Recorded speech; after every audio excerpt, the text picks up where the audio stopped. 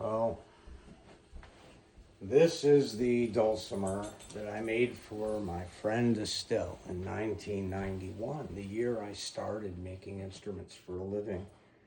It was the year I left the film business and I moved to this little North Shore town on Long Island. Tried to change my life. Nobody knew me. 4 months in to living there, this woman asked me, who barely knew me, to make her this dulcimer. So it was probably my first instrument that I've made custom for somebody, now that I think of it. And what a wonderful gift to give me. I probably didn't even think of it that much. I was probably so busy trying to look like I knew what I was doing, and probably so scared inside that I couldn't pull it off, that I didn't really realize what a gift it was that somebody just said, "Would you make me an instrument?" So she played this for the last 35 years. She was in her mid-90s when we lost her about 3 weeks ago. And her sister Rosie told me that Estelle would have wanted me to have it and sent it to me, which is just a beautiful thing. So thank you, Rosie. It's in pretty good shape. I don't think Estelle was able to keep it humidified in the winter time because of her age and situation, but the top is sunken in substantially, and there's a couple spots where things are ungluing a little bit. The saddle is broken, so the intonation is off because part of the saddle broke away. So the math is wrong. It's a little sharp. All I have to do is make a new saddle for it. It'll be fine.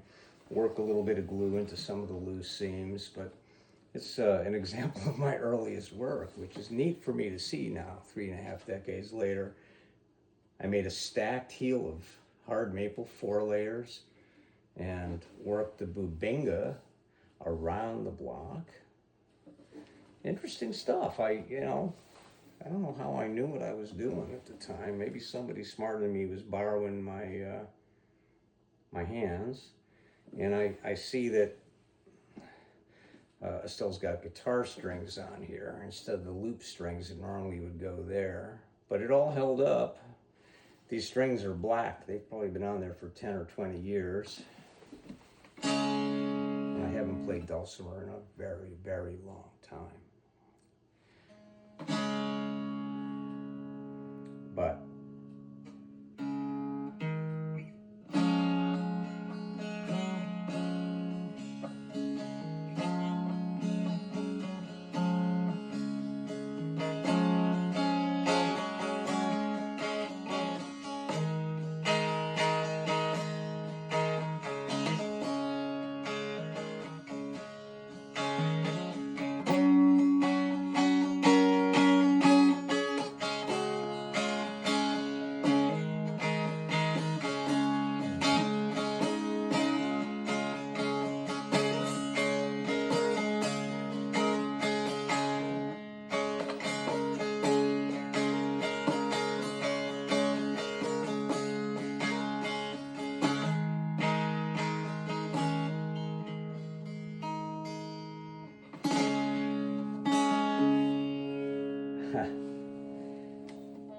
big old finishing nail bent into a U as a string retainer. Look at that. Huh. Well, I'm going to keep this and play it and think of Estelle. It's signed in there to Estelle. It's got my initials. It says what the woods are. Sitka spruce, bubinga, and maple. With some nice old geared banjos tuners. Good ones. Nice quality ones.